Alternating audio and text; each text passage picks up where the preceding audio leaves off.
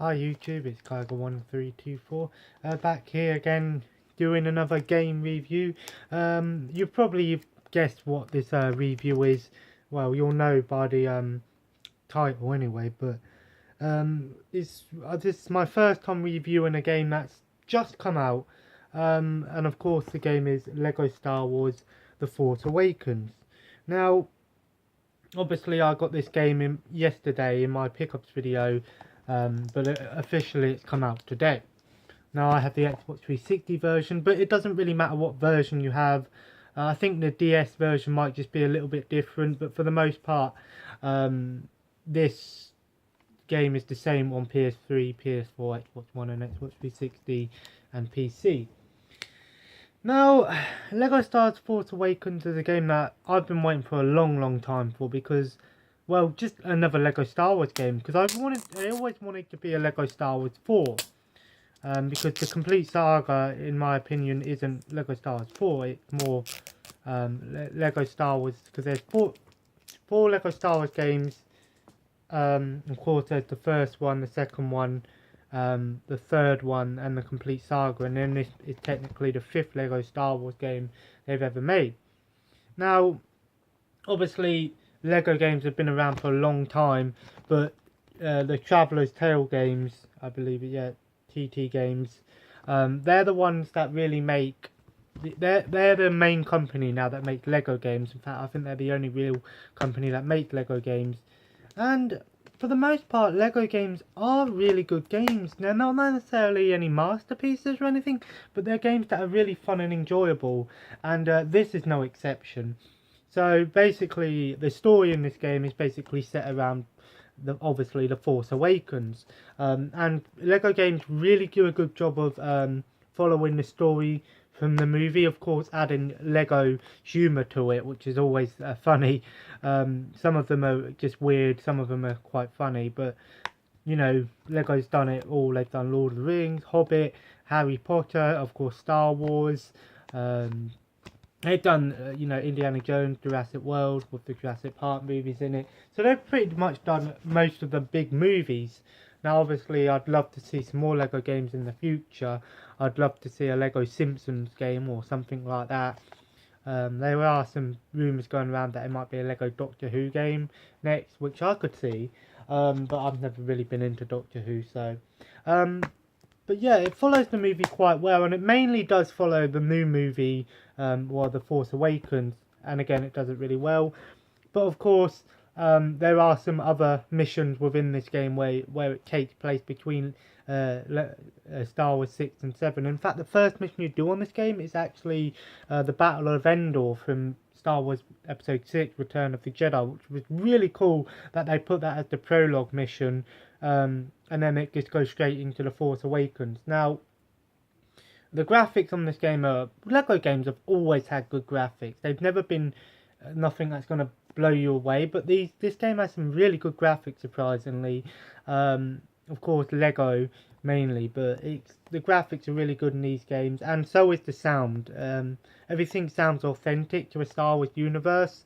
The voice acting is really good as well, obviously using the real voice actors, you know, of the characters. So obviously, you know, Darth Vader's voice was voiced by James Earl Jones, and you know, I think that's his name. Sorry, and you know, all that sort of stuff. So it's really cool that they used the real voice actors, not just some fake voice actors, and it would sound really bad.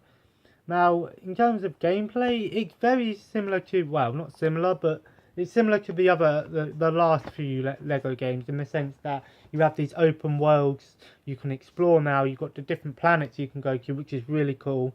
Obviously, you have the free play and the, you know, story missions, but obviously there's three new main things in this game. Obviously, the blaster battles are really cool, where you'd be doing blaster battles, and then all of a sudden you're going to like a cover-based shooter where you have to peek over and shoot the enemies, which I really like them. There's not loads of them in this game. There's normally about one every other level normally, and then you've got the dogfights when you're in the the space battles or in the sky with the spaceships, and I really like that for some reason. The controls feel really good when doing the spaceships, responsive, and then there's parts where you're flying through the Death Star, like at the start, and then obviously there's the multi-build system, which is pretty cool in the sense that some items you have to build set like maybe 2 or 3 things out of, I guess, and then like sometimes you have to break it and then rebuild it as something else, which is really cool. Sometimes it's a bit tedious because you have to do it loads and loads of times, but for the most part it works pretty well. So those are the main 3 new things in this game, and I really like that. So yeah, and of course this game's got the biggest roster of any LEGO Star Wars game. It has over 200 characters, of course DLC characters as well. The one that I got with this was the Jabba the Hutt DLC pack, which come with just some Jabba characters from Jabba's palace. The main 2 were Jabba and Princess Leia, slave Leia. And one thing I do need to mention is that every character in this game feels useful. The problem with some of the LEGO games is that, especially the old LEGO Star Wars games, is some characters didn't do anything. They just had characters in there that all they could do was walk and jump. They couldn't do anything else, so it's like, what's the point of having them? At least in this game, every single character has a purpose, and every single character can attack. Yes, even C-3PO can attack in this game. It's not a very good attack, but at least he can attack, which is really cool to see that they did that. And obviously, you know, you've got all sorts of different characters, obviously based around the new movies. And obviously, you've got some unlockable characters like from the old movies, and you know, legends in the Star Wars universe. I haven't unlocked loads of them, but I know there's like Luke Skywalker and Darth Vader and stuff like that, which is really cool that they put them in there. And it was really cool that they put these other special missions which take place between episode 6 and 7. Just they're sort of like tales, I guess, like how like Han Solo got the big like alien thing in his Millennium Falcon, how he got that, and just stuff like that, which is really cool that they did that. Give a little bit of a backstory to it. And of course there's other things. Obviously you've got mini kits and True Jedi, like always, free play missions. You've got races you can do, which I haven't tried out yet, but and then obviously you've got gold bricks, and the more gold bricks you have, that means you can unlock certain missions. And then there's these new things called frozen carbonite bricks, which are basically they're sort of like the Stanley and Peril thing, I guess, but you find them in the overworld levels, and I believe each brick unlocks a special character, like a classic character or something like that, which is really cool. Now, I'm enjoying playing this game. I've been playing this game for about 5 hours today, and I've nearly finished the main campaign, the main story. Well, at least the main like Force Awakens story. There's about 11 missions, but obviously the rest are unlockable missions, and it has the LEGO games have a lot of replayability because obviously you've got loads of characters to unlock, all these places to explore, which is really cool as well, that you get to explore these new planets like Jakku and stuff like that. I can't remember the name of all the planets, but I know Jakku is one of them. The humour in this game is still there. Like the mission that I just did, you have to, it's like, oh, we need 3 things for the Millennium Falcon. We need ammo, weapons, ammo, fuel, and Wookiee cookies. Obviously not something that's going to make you sit there and laugh your head off, but obviously it's, you know, it makes you chuckle a little bit.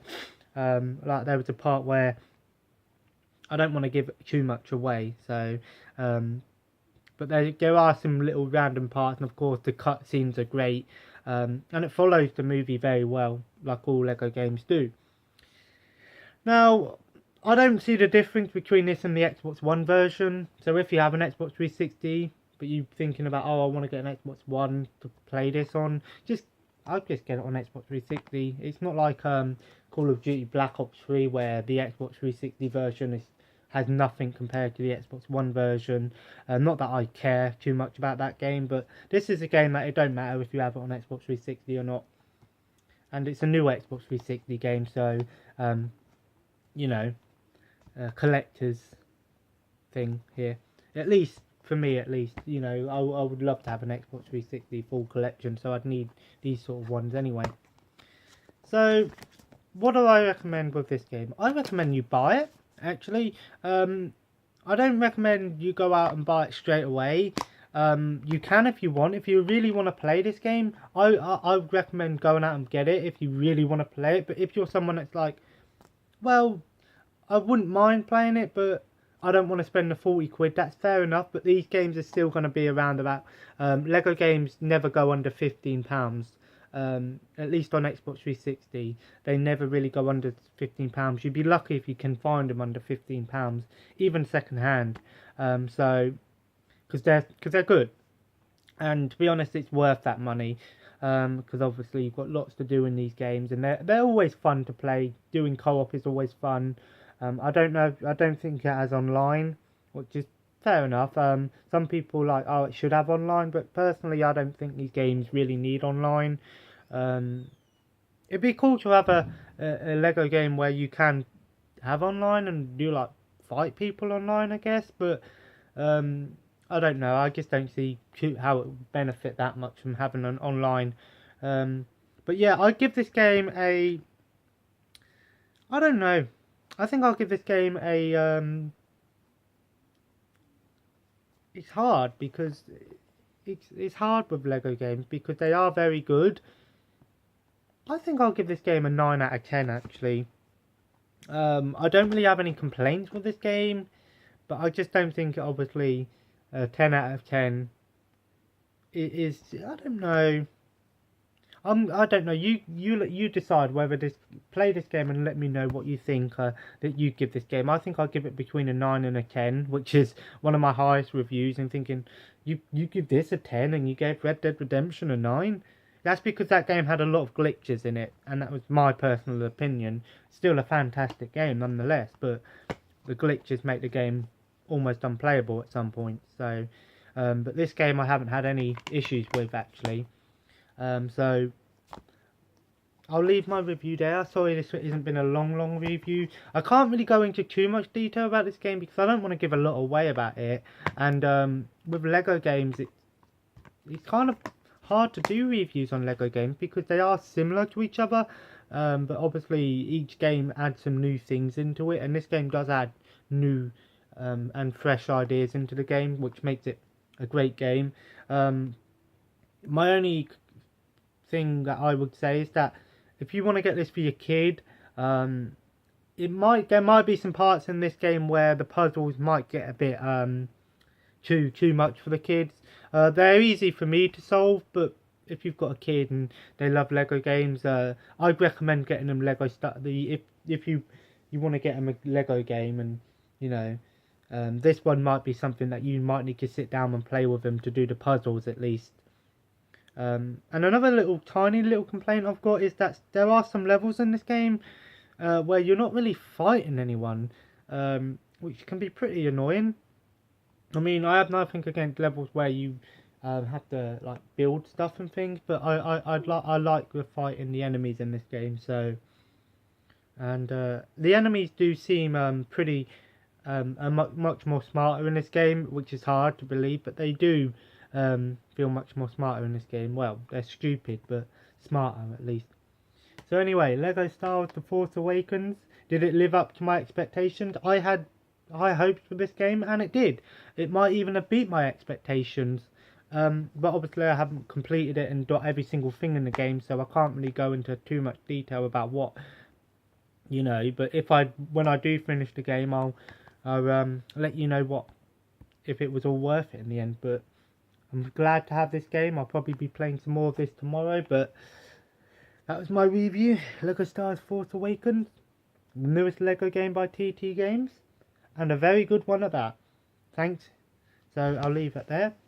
Thanks for watching. Please like and subscribe, and I'll be with you again. I might do another video tomorrow. I might need to do some more typing up on some of my videos, my list. So I'll leave it there. Thanks for watching, and I'll see you tomorrow. Thanks.